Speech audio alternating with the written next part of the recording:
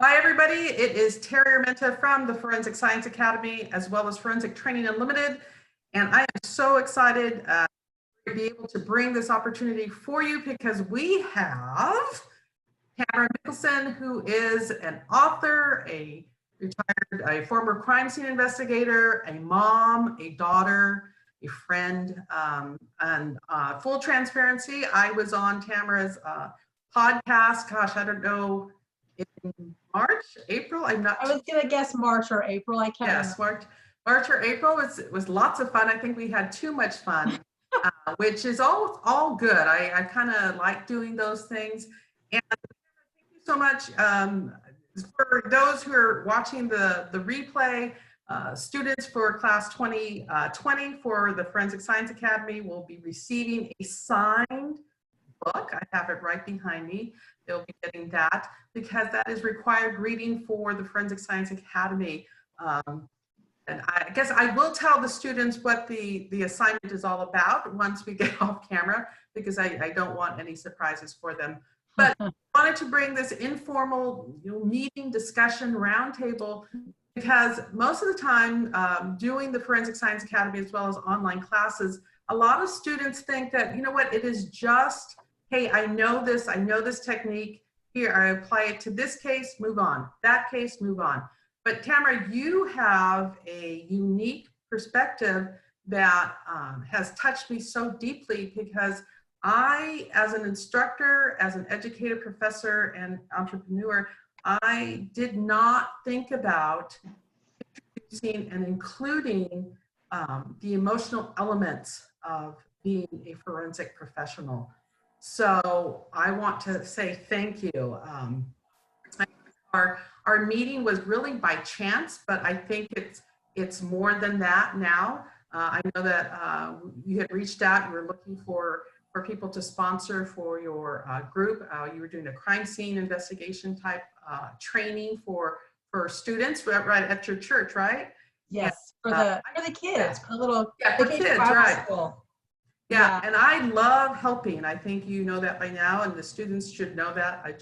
It's a driving force for me. But more importantly, I wanted to say thank you because, again, moving forward, I'm going to incorporate your book so we can touch upon the elements of emotional side effects, if you will, of being in this job or any job that gives stressful, emotional type lingering effects long after the case is done, the investigation is done, things like that. So I'm going to kind of turn it over to you, Tamara. And again, questions, please, we were going to welcome them all. And I will remind all the students we do meet at 1300 hours today for our nighttime photography class. That's from until 9 o'clock this evening. So hopefully all of you received the email of what to do, snacks and things like that. So Tamara, you know what, I'm gonna head it over to you.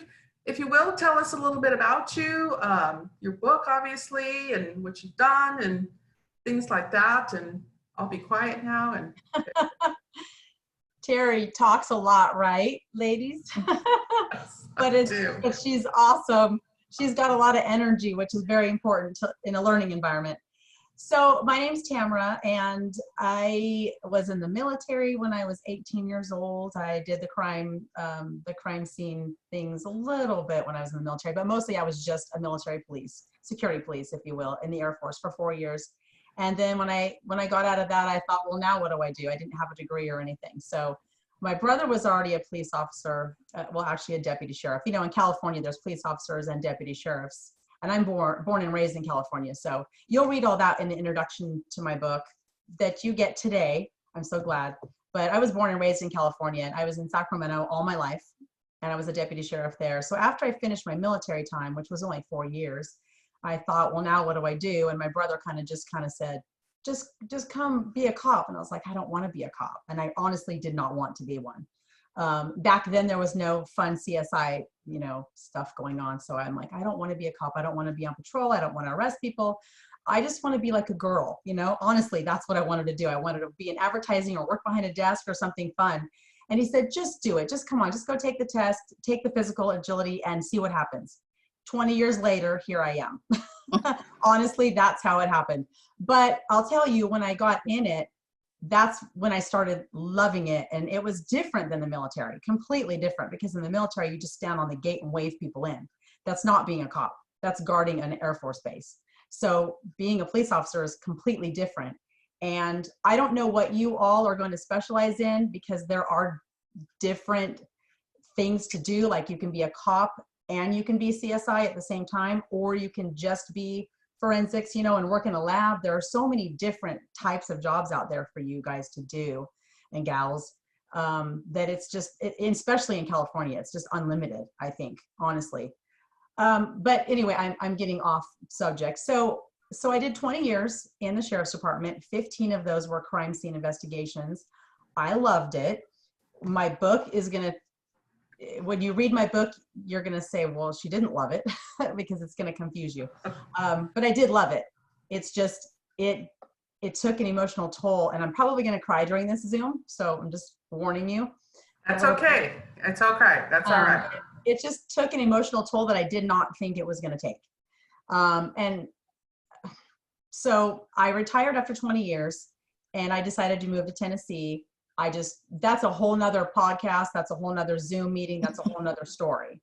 But I eventually decided to move here just because the weather is just a little different than California, and it's beautiful and it's green and there's no state income taxes. And I took my retirement money from California, and it goes way further here, let me tell you. And people are really nice here. They're like super, super sweet. But anyway, when I moved out here, I thought to myself, okay, I'm away from work. I have no more crime scenes. I have no more 12-hour shifts. I have no more stress. Life's going to be great. But that didn't happen. Like, there were days I would wake up, and all day long I would see visions of dead people in my head.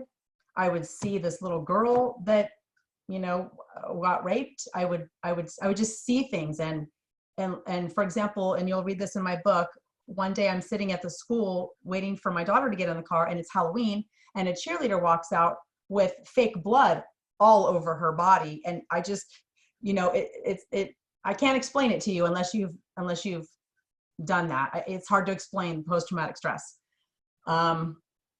Just all these things kept happening and kept popping into my head. And so I have my master's degree in marriage and family therapy, and my bachelor's is in business management. So I took my master's degree, and I kind of did a little research on how do I get this stuff out of my brain, because I have not been diagnosed with PTSD, and I'm kind of afraid to go get diagnosed because I don't want someone to tell me that I officially have it, but I know I have it. So I read that it's helpful to write your stories down. That gets it out of the other side of your brain. And so I thought, okay, I'll just start writing all these crime scenes down that kept happening to me, and I kept envisioning in my head. And that's where the book was formed. It literally just flew out. It was hard to write, super difficult to write, because every time I would try to write it, I would just close my laptop and go away for about a week. And then I would come back to it and go away and then come back. So it took a long time, the whole time I've lived here. It just came out in February. I'm glad it's done. There's not going to be a sequel. Everybody keeps asking me. Right. I did too. I'm sorry. Yes. I'm done. I have nothing more to say. It's all there. They're very short stories, but they're everything that was in my mind and my heart that I needed to get out, and it's done. So whatever you're doing for your job, it's going to be fun. You're going to love it, but there's going to be long days. You're going to be hot. You're going to be sweaty. You're going to be freezing. You're going to be dirty. You're going to be grossed out, but you're going to have fun. And I want you to have fun. As long as you remember to take care of yourself, and I don't mean your body, I mean your psyche. If there is a hard call, see, now I'm going to cry. All right. If there is a hard call, talk about it. You need to actually verbalize it to somebody, a best friend, a coworker, go get a counselor, whatever. You have to get it out. If you don't, you'll suffer your entire career. No, Tamara, and that's, I'm done. So go ahead and talk. That's it in a nutshell.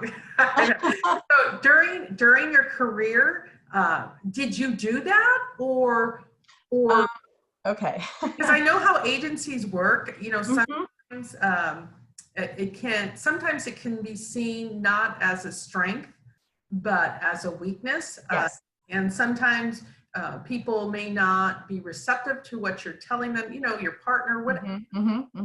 And so did you do that during your career?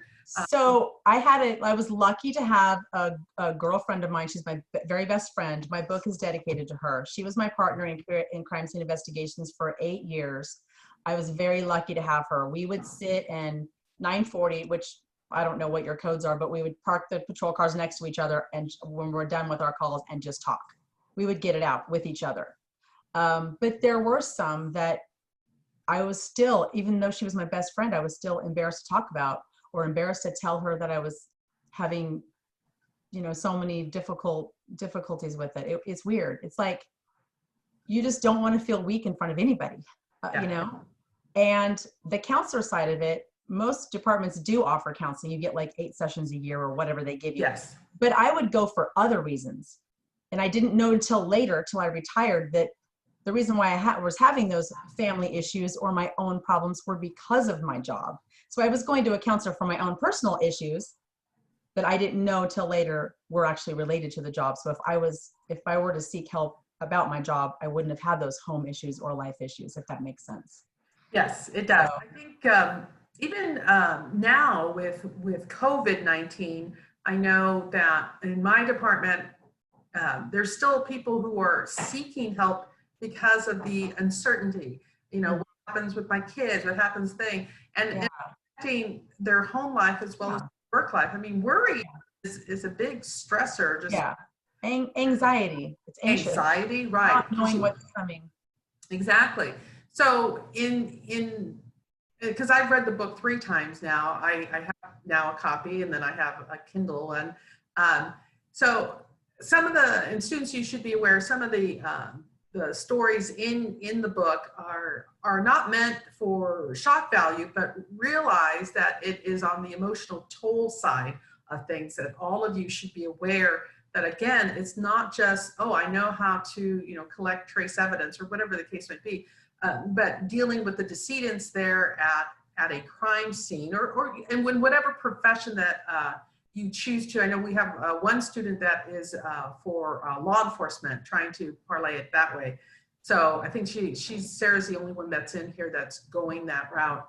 Okay. But I've had other students that have done similar what Sarah is doing.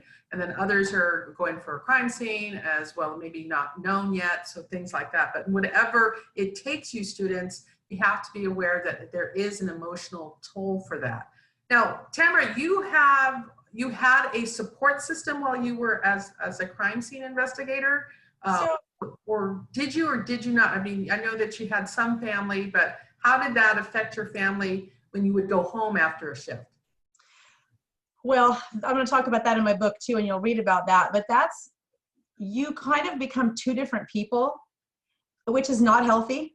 What I did was I just completely shut off my work side. And when I got home, I was literally a mom, and I didn't want to think about work. I didn't want to talk about it. I just focused on my daughter. It was just my daughter and I. And I'm not saying that's bad, and I'm not saying it's good. You've got to find your own balance. Because what I did was I used the wrong coping mechanism. I would just shut it down and not talk about it, which was easier when I got home, because then I can focus on my daughter and focus on life. But then when I get back to work, it's still there. I haven't dealt with it. Do you know what I mean? So I literally just learned, even on my crime scenes, I learned to shut things off and not even feel. I mean, I got to a point where we were so jaded, and so, like, if there was a dead person lying on the ground, I'm like, oh, well, who cares? One less bad guy in the world. I mean, that's not a good way to be acting, you know?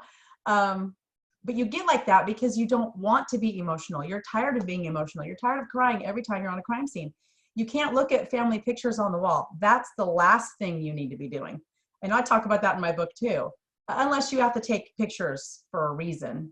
But yeah, you have to find a balance. I can't explain to each and every one of you how to find your own balance. You're going to have to find it though. Look for it. Just don't become jaded if you can. Everything I say, they're going to ignore. I already know it. They're going to go out there and they're going to be like, no, I'm hard. I can do this. It's easy. It's no problem. And then it's going to catch up with them. That's just what's going to happen. Yeah, you're absolutely right. It'll catch up, right? Yeah. There's only so many things, yes.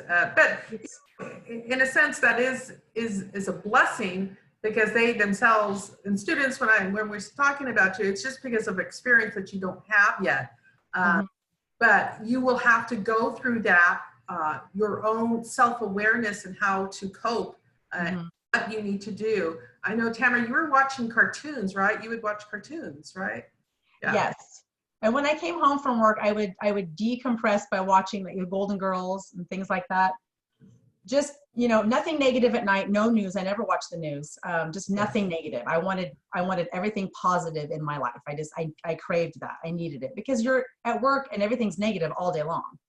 Like literally 12 hours or whatever, how many hours you're going to work. It's all negative. No one's calling the cops to celebrate their birthday with you, you know? Right. And so students, you need to be aware of that being a public servant is just that. You are at the mercy of the public to serve in whatever capacity that is needed. So you're absolutely right. I mean, they're not going to invite you for a barbecue or something like that. They're going to, quote unquote, invite you because you're needed there. Yeah. So how many are going to just be doing the lab? How many of you are not law enforcement? You're just going to be like working in a lab or strictly CSI? Everybody, you said? No, let me see. Everybody here except for Sarah, right? Sarah, you're law enforcement. I think everybody else, I don't think they're in any criminalists, right? Okay. I will take either way. I just want to get my foot in the door to like get experience. So if it's the lab route, I'll take that route. But right now I am actively pursuing law enforcement because I know that is a way to get in. And I would love to be a detective, so I know that's a route to go. I was just going to suggest that whoever's going to be working in the crime lab, sometimes they have this misconception that, oh, I'm going to be in the lab, I'm not going to see any dead bodies, I'm just going to be working on DNA or blood samples or shoe patterns, etc. You got to remember that if they, like, especially in California, our crime lab, we would call them out to the scene on big, huge things. So a couple of my scenes in my book, they came out to the scene and they're seeing everything that we're seeing. You know, you're not only stuck in the lab, so you'll be out in the field at times too, doing body digs. I mean, there's a lot of, yeah. Yes, I think I've shared this with the students, and I don't know if I shared this with you, Tamara. When I was at the coroner's office, I waited almost 3 hours for a criminalist to come from upstairs downstairs in order to remove this rather large knife that was in a decedent's back, because obviously we couldn't touch it. And I remember being the smart, you know what I am, I told my mentor, who later became my mentor, Lloyd Mahaney, I asked him, I said, I waited 3 hours for you to come down and just pull it out? And he said, because he was a smart ass too, he said, yep, that's a knife. But that's protocol. And the reason why you did that is because in court, if you would have done it yourself, everything would have been wrong and it would have been thrown out. Everything you do is ultimately for court. Yes. To testify in court. So, you're absolutely right. Yeah. So yes, I try to tell the students, as well as our master instructor, Sherry, that you're going to see a decedent. If you're going to go, unless you're going to do a forensic discipline such as forensic engineering or accounting, then the likelihood of you're going to see a decedent is almost nil. You know, you're not going to be placed in that situation because you're more corporate business and things like that. So yeah, and I think everybody else here, please remind me, students, your career goals. Everybody else is crime scene, right? Yes, correct. Who else? Yes. Crime scene. Tamer, right? Katie? I'm undecided. You're undecided? Okay. So there's, And now in Southern California, do you all have the option, like in Sacramento, you have to be a police officer, like deputy sheriff, to become CSI in Sacramento County Sheriff's Department. You can't just be CSI. You have to become an officer first. Now, Sacramento City Police, which is not the sheriff, but they're the city, they have a crime scene unit that are not sworn officers. So how is it down in San Diego, where you're all? So, yeah, so here, the majority of Southern California, you do not need to be sworn. Okay, It's all civilian. gotcha. From, Now, but are you guys carrying weapons as a civilian CSI? they are not, well, again, it depends on the agency, but the majority of them are not. There's always Okay. talk of it, but they are not. That's scary too, because unless you have an officer at that door the whole time you're doing your crime scene, you're gonna have to watch your back. Right, You know, because that happened for you, or almost happened. people will come into your scene and you need to, I'm not talking about protection of the crime scene, I'm talking about protecting you. Right, right. Bad guys can come back, yeah. So, Because again, your uniform can be mistakenly thought of as law enforcement, and they don't care. yeah, They don't care that it reads, forensics. They just think that, it looks like law enforcement, right? So yes, going through the academy, they teach you. Sarah, you should know this. They teach you not to wear anything when you're going or leaving in your car. It's surprising, when you're going through the police academy, how many cadets would be wearing proudly on their shirt. No. especially not today. I mean, 20 No. years ago we couldn't. There's no way. You had to cover it up. And right now, there's no way I would put even anything on my car in California. Right. I wouldn't Right, put blue line, blue flags, nothing. Don't do it. yeah. Here in do not- Tennessee, we can do that because people actually love cops here. Yeah. But I'll have to admit, during the riots, I took it all off. Yeah. So, So it's that type of culture that we have yeah, here. exactly. Yeah, I I don't, wouldn't do that in California. no, I hear you. I would not, there's nothing in my car or anything that would signify, and all the uniforms I have, they're in the back of my closet and things. I don't take them out for anything. So it's just, that's the culture, unfortunately, whichever side you're on, that we have here. And it's a shame, but I get personal safety. You don't want to call attention to yourself in such a way that, there's the bullseye, because again, whoever's on the other side, they don't care. They just want to do something bad to blue people. So people in blue. Questions, students, do you have any questions for Tamara? I know they can't ask questions about the book yet since they haven't read it. They're probably going to have more after that. I know. And I'm so, you're right. I'm so sorry, but we'll blame it on my dad, right? Oh, don't. You don't have to be sorry. Not my dad. I had this all planned, but unfortunately, life throws things Yes. in such a way. Now, the book, I think Katie, didn't she read the book? You already read it, right, Katie? Oh, ebook? Yes, I did. I read it on Kindle. Okay, your thoughts? Great book. It was a great book. Am I muted? No, we can hear you. Oh, okay. Sorry. Great book. I read it on my mom's Kindle. I read it in one sitting and I loved it. Thank you.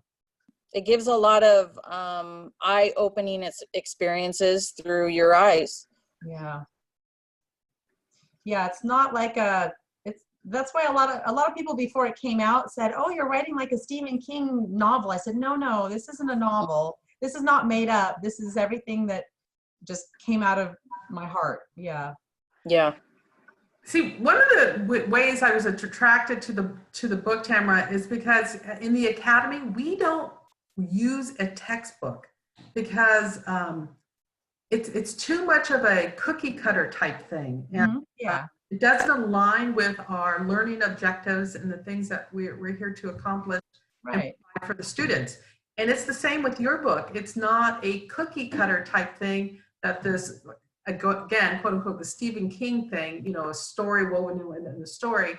Mhm. Stories and how they affected you and how they all kind of came to be. I know the one story with the young boy in the box.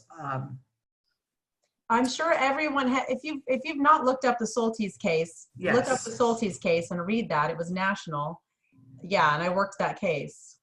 I could not, that was the only one I couldn't read about it at the first sitting. It took me 3 times. The reason why it took me 3 times to read the book was because it was that case. I couldn't do it. just Okay, no, I'm going to stop you right there. And here's a really good point that I want to make. When you all read this book and you read that chapter, you just heard Terry say what a hard time she had with it. I admit in that chapter that I did not have a hard time on that scene. And I questioned myself, why am I not having a hard time with this scene? What is wrong with me? I never had a hard time with that. And there was a little baby boy with his neck slit and he was in a box. You won't understand unless you read my words, but Terry had a hard time with it and I didn't, and I was there. So my point is, things will bother you and they might not bother the other person. Things are gonna bother Cynthia and they're not gonna bother Carolyn, I'm sorry. Things just, that's how life works.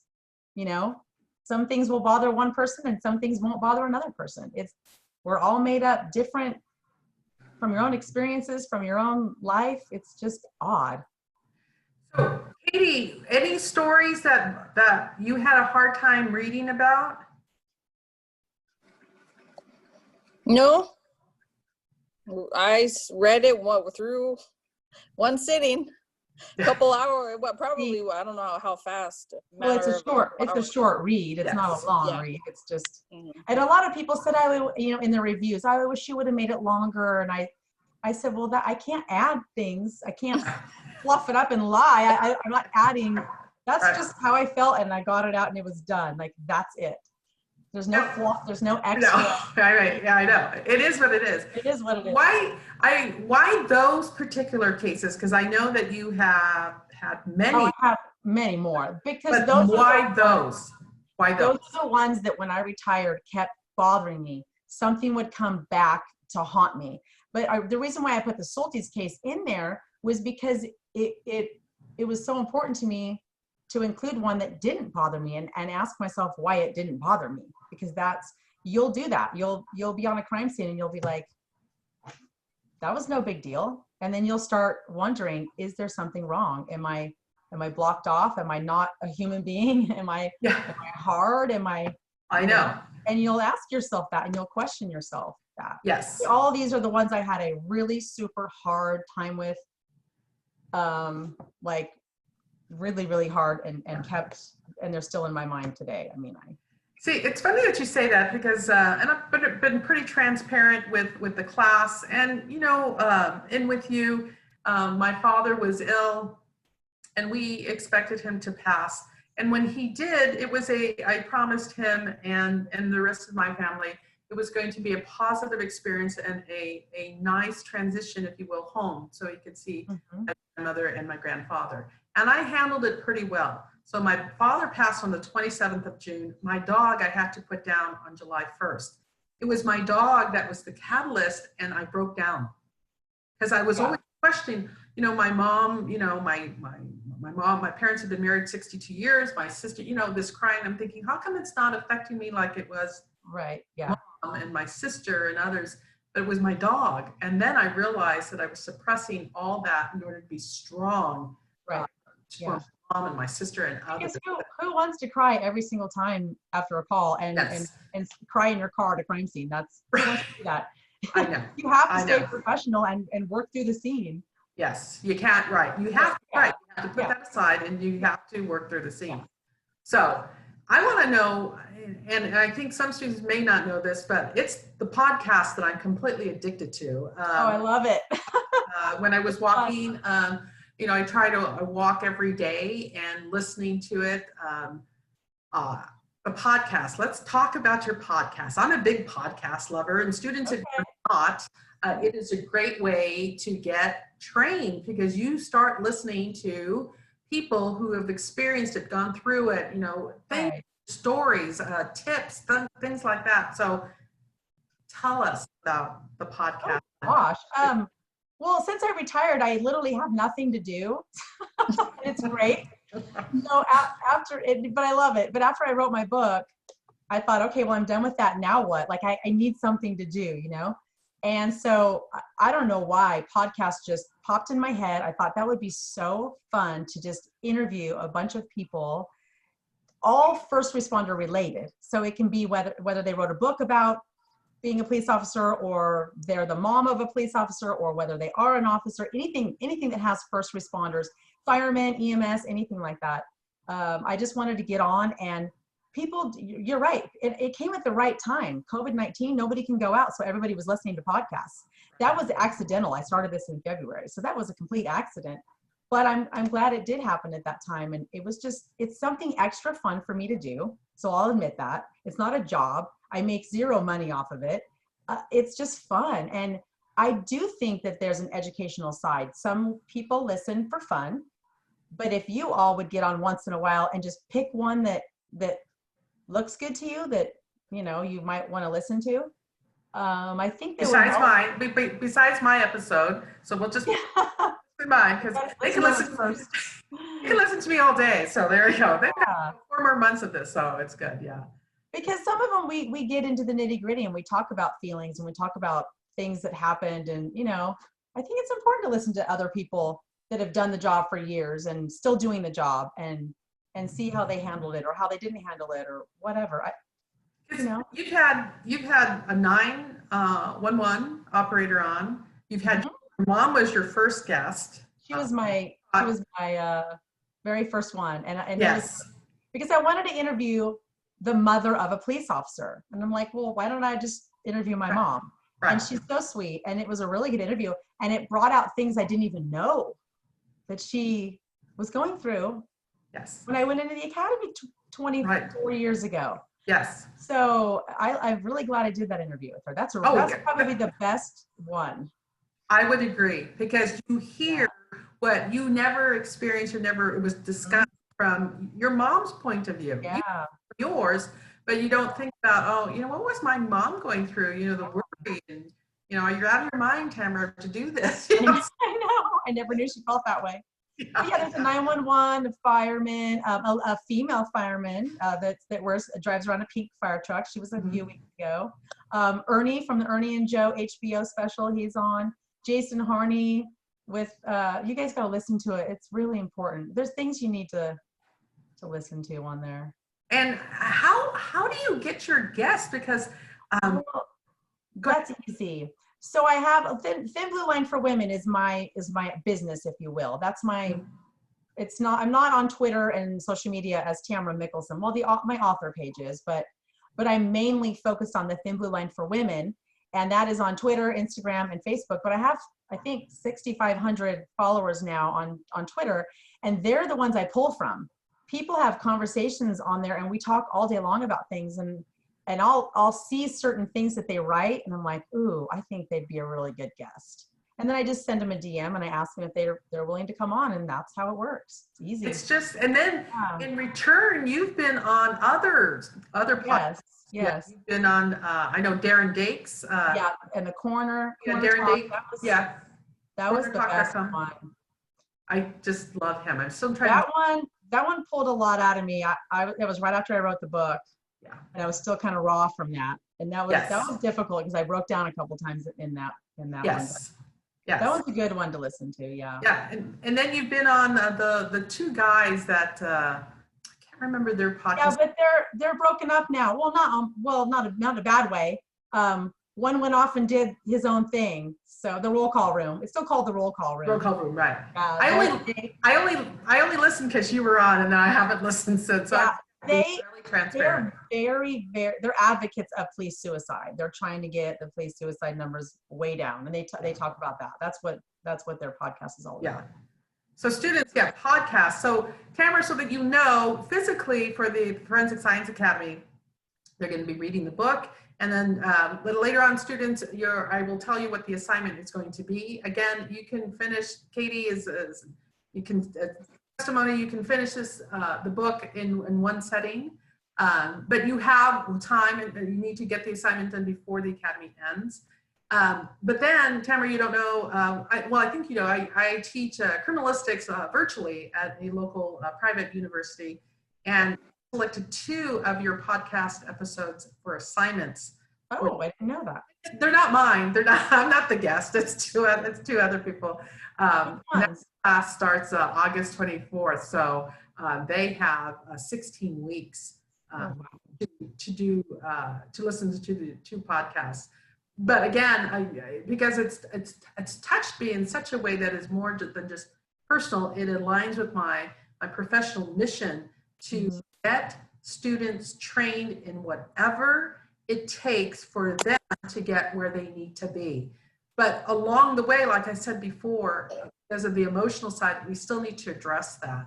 In today's world, if you have happy staff, right, they're going to perform better. You want to make sure that everybody is well physically, mentally, and that their performance goes up. So that is what I'm trying to incorporate, and this class 2020 is the first one that we're going to do, because I know that it aligns with my passion to get people trained, and that includes looking on the side effects of being a forensic professional. I wanted to tell you that I'm going to incorporate the two episodes. I'll let you know which ones they are. Okay. For the criminalistics class that I start in August, and then I'll select two other ones for the fall term as well. I'll have to give your whole group a shout out on the next podcast. Y'all have to listen. Yeah, it's just so. Like I said, I'm a big advocate for podcast in itself, but more for learning. I just kind of addicted to the learning thing. I just can't get enough of that. So how long do you think you're going to be doing your podcast? I mean, do you have a goal in mind, a plan? I actually don't. I'm just going to keep going until I feel I'm finished. Because even, podcasts will be around forever. And even when I finish all my seasons, they're always going to be there. You can always go back and listen to them. They're on YouTube. They're on 8 other platforms. I mean, people can go back and listen to them 2 years from now. So maybe I'll stop for a year and then pick up again. I don't know. I'm just still on a roll. So and you need to just continue to do that. But you've also written some other books, right? Have you written another book too? Oh, I wrote a romance novel. I attempted to write a romance novel, Marin's Journey, back in 2014. It's a fun, cute, adorable book. So if you're stressed out and you want something fun and cute and girly, you can read that. It's cute, but there's no character development. I didn't know how to write a good novel. I just did it for fun. That was just during my stressful time in CSI. I just needed something fun to do, and that's what I did. So it's available on Amazon, and it does sell. It's a really cute book. And I'm actually writing a romance novel again right now, but I'm actually going to do it the right way. And it's going to be about a fireman who dies in the California fires. Remember the King Fire a couple of years ago? Well, about 4 or 5 years. I lived about a mile from that starting point of that fire. Anyway, I am going to write about a lady that loses her fiance fireman to the fire, and he's going to haunt her, but in a good romantic way. So we'll see. Very good. Very good. Now, no more yucky stuff. I want it to be fun. It's all right. So let's get down, the nitty gritty of a forensic career. What do you think it takes for somebody to get in? We'll just pick on crime scene investigator in that. I mean, I know I think they're all you students are kind of sick of me telling you the same old things over and over again, but those same old things are the ones that, in my professional opinion, lay the foundation of getting your career started. But Tamara, so many things have changed since you were in it, and our master instructor, Sherry Oriana, was in it, I was in it. So many things have changed for that, but I think there's some universal standards, if you will, that haven't changed. What's your take on individuals trying to get into a forensic career, and whatever that looks like? I mean, I know you're a retired crime scene investigator, so maybe we should pick on that. So any tips, tricks, or suggestions? How's that? I'm just going to say the latter part of my career, I promoted to sergeant. And so looking at the career from a management viewpoint, when you're hiring somebody, you're going to lay out, let's just say it's between 3 people. You're going to pick the person that went to some sort of criminal justice academy, or like yours.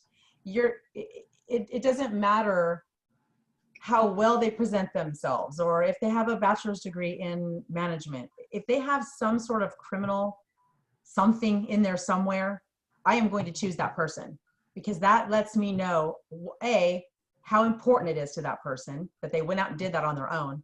And two, or did I say A, B? 1, 2, A, B, whatever I said, I can't remember now. All the same thing, right? The placards, there's no placards here, so we're good. Yeah. I know that they're going to be, it's easier to train that person because they already have it under their belt. They already have that background. I'm going to say you need to be anal, you need to be OCD, organized.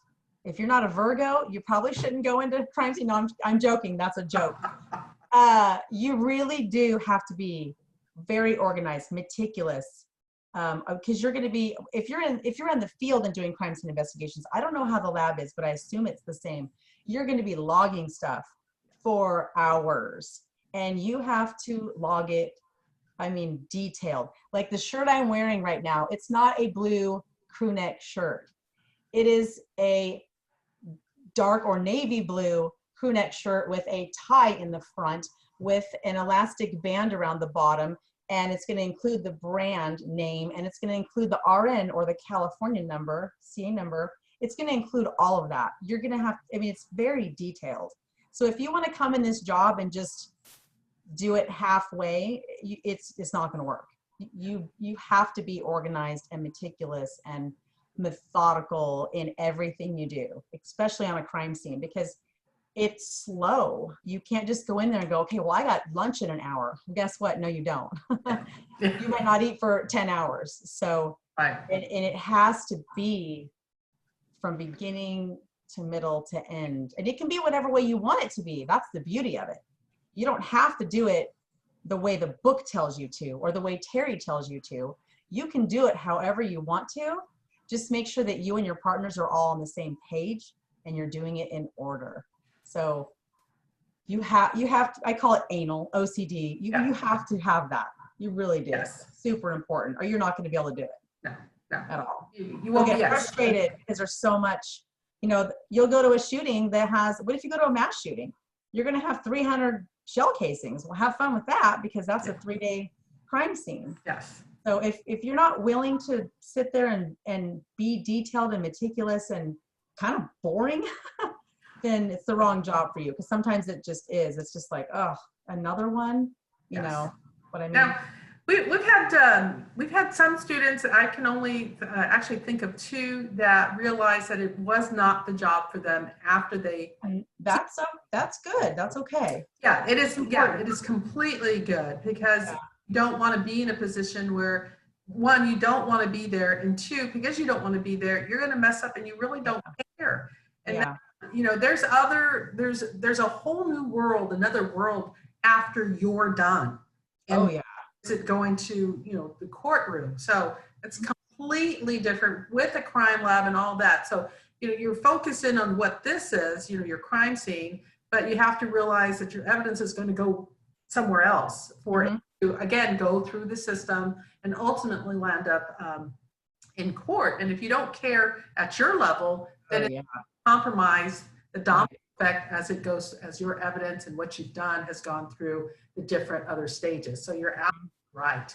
I wish somebody would have stressed the importance of court at the beginning of my career, because I did just go there, do my part, and I left and didn't care, to be honest. I mean, I did a good job, but I think that if you go in there with the knowledge and the knowing that, hey, I'm going to be on the stand in about 2 to 5 years defending what I did on that crime scene, you're going to do it a lot better. You really will, because your work is going to be examined very, very, very closely. Right. And if your reputation is tanked, Yep. Gate, it's going to follow you throughout your career, whether it's 2 years, 10 years, or 20 years. It's always going to be a doubt. Oh, you know what? Let's not get, oh gosh, Terry's there, because look what happened last time. No, you don't want that. And once your reputation is tanked, it's compromised, it is a long haul if you could ever cover that. So if there's any advice I can give you that's not on the emotional side, but on the technical side, when you're at your scene, just think about court. You know, if you think to yourself, well, should I include this or should I write this down? Will it help you in court one day? Yes. So yes, write it down, collect it, do it, whatever. Because it's all for court. It's to get that bad guy put in jail. Right. And Yeah. plus, you know, with your methodical ways, processes, and your meticulous note taking, you're not going to remember Yeah, when you never do. called into, you know, the court 3 years, 5 years after the fact. You've got to rely on your notes. And if your Mhm. notes are crappy to begin with, guess what? Your test Right. is going to be crappy too. So, and then they're going to look at you and saying, what? This is our star, you know, our star witness. What? Yeah. So students do that. So there's always a reason why our instructors put you through the ringers as we do. Mhm. As we're building upon that, and Tamara, so you'll know, we do have a courtroom testimony module, Oh, good. Forensic Science Good. Academy, because it's for that very reason. Yeah. It's scary enough as it is, but you want to make sure that everything you've done previously comes to that moment and you're able to quote unquote shine because you are representing not only your agency, but yourself, your reputation, as well as, you know, the evidence that you collected, right? You want to make sure you're spot on. So Right. we Yes. stress that as well. With a smaller class, it's going to be a little bit unique because usually we have double this. Sometimes I think last year was 23 students that we had, but we're making it work and it's still going to be fun. And when you were talking about, Tamara, about mass shootings, we are going to have an individual that is going to come in for 2 days to do the San Bernardino shooting that happened a few years ago. Wow. So to That's just an honor to you listen touched to upon, that. yeah, That'll be is great. the overwhelming events that you have to be responsible for when you're collecting, documenting a scene such as that. It's just well, you've experienced overwhelming. You're thinking, what? So we're Well, going the Salties case was bad for us. That was like a 3-day crime spree, you know, different scenes and to crazy. So what's next? We're going to wrap this up a little bit because again, the students have to go start getting. Some of them are traveling a little bit of a distance to get to. Unless they have a last minute question, because we didn't Yeah. really get to that. Questions, anybody? I have a question. Okay. Ma'am. I just wanted to know, because since you said you got your master's in like marriage and family counseling, do you think you went that route because of it kind of you were influenced by what you've seen as a CSI? No. So when I first got on the department, you have to work in the jail first. I was a deputy sheriff and I did my bachelor's degree and my master's while I was in the jail. I wanted to learn more about myself and more about people and what makes them tick. Then I joined CSI, which I think helped because when you, as a cop, when you're going call to call to call, you're dealing with people. You know, they're mad, they're frustrated, they're complaining. All they really want is for you to hear them. So we kind of used to joke on the job that, oh, all these people just need a counselor. Well, they really do. And that's you as a law enforcement officer. You're just a counselor. You're a counselor, you're a mom, you're a dad, you're everything to them. You know, they want you to solve their problems because they can't solve them themselves. And so I did the Master's of Counseling because I wanted to learn more about myself. I actually love counseling. I like going there and talking about things and getting it all out. I think it's important. But I did that for me. And I do think it helped because I was able to relate to people when they called me to the scene. So, but I did it before CSI. Cool. That's good. I like that. Anybody else with questions? I know we have a couple of people from our online class that's starting, Tamara, so that you know we have an online class starting on Wednesday. It's evidence documentation collection and packaging. That's my favorite. I loved collecting evidence at the scene. Well, I decided to put this together because I've been getting a lot of students inquiries about, we need to have, because of COVID, more online classes, and that's what we just kind of put together. So I know there's a couple of people on here for that as well. So, but I'm just trying to see if there's anybody in the chat room trying to get questions here. So people saying Oh, Caroline, what is the name of your podcast? You said Carolyn. Yeah, Caroline is Saying that's a asking. question. Oh, I'm Yes, sorry. I'm sorry. I can't Questions. see her. It's called the Real Life Podcast. Yeah. Thank you. It's on YouTube and oh gosh, everything. Google, Spotify. Apple, Spotify, everything. Yeah, there are Yeah. a couple more that are called Real Life, and I didn't know that. Yes. So if you type in like the Real Life Podcast, Tamara Mickelson, or maybe Thin Blue Line for Women, it'll pop up. Yeah. Thank you. You will. Yes. And the name of your book, because I have two people that are on their iPhone. Name of the book is Through My Eyes. Yeah. You can get that on Amazon, Kindle, paperback. But again, class 2020, you will be getting a physical copy that is signed by Tamara. And Tamara went over and beyond to get the books shipped directly to her, get them signed, and get them to me. So, Tamara, thank you so much. You're welcome. My pleasure. Came Yeah. up with this Amazon. idea. Yeah, I wanted it to include, because it is so important to address this on an ongoing basis. So as I told you, it was going to be a required reading for starting. Well, if people don't take it seriously, just look at the numbers of police suicides this year and last year. Yes, yes. So let me see. I think those were all the questions.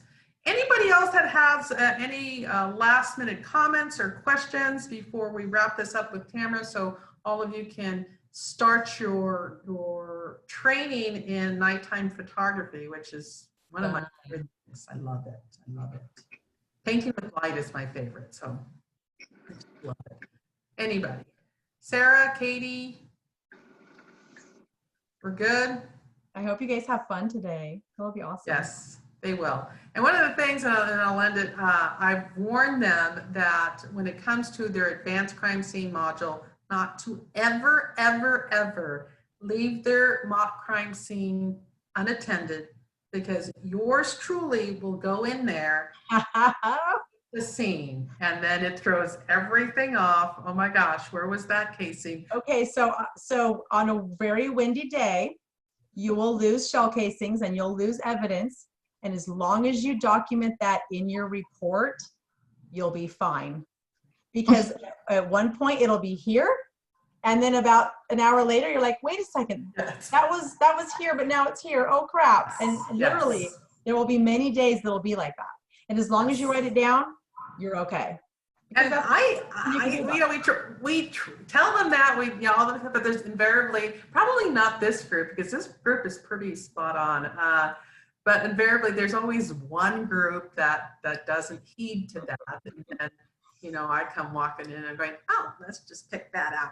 But I kind of like it when it's cold, when it's raining, when it's hot, because those are the elements that you guys are going to be working in. Yeah, so you can't control the weather. You can't say, oh, I can't go out because it's wet. You just don't do that. Right. These students, they know that.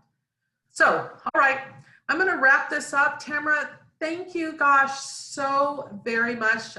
We are truly blessed that you took the time for us, and more so because you wrote the book, because it is a fantastic resource, either for individuals going into forensics or just individuals who have a strong interest, and those who are just interested as a whole, just a general, because again, it's really not touched upon how scenes can affect people in home life and self. So that is a testimony that, as you said before, it's going to be here for a lot longer than we can even possibly imagine. And I am going to do my part to make sure that the emotional side of it is touched upon, not only in the teachings that I can do, but as well as the Forensic Science Academy. And anybody, I think, because we follow each other on Twitter, I'm just telling everybody. Yeah, right. So, and it's because it is a valuable thing that we need to bridge that gap of mental illness and awareness and health. So thank you. Gosh. Thank you for inviting me. You guys are amazing. Thank you. I'm glad you're here. Have fun today. Have fun. Learn everything you can. Don't dismiss anything. Just soak it up. Yes. You'll be better off. I'll be posting pictures, Awesome. tonight's event and, Awesome. where everybody can know what we're That's doing cool. as well as the reading. And students, when I see you later, I will be telling you the specific details of your assignment related to the book. So just hang tight on that and I will see you in a few short hours. Tamara, we're going to let you go so you can go on with your day. Thank you. Talk to you later. Yes, yes, ma'am. Thank you, guys. Okay, Have a thank great you. day. Have See fun. ya. Okay, bye.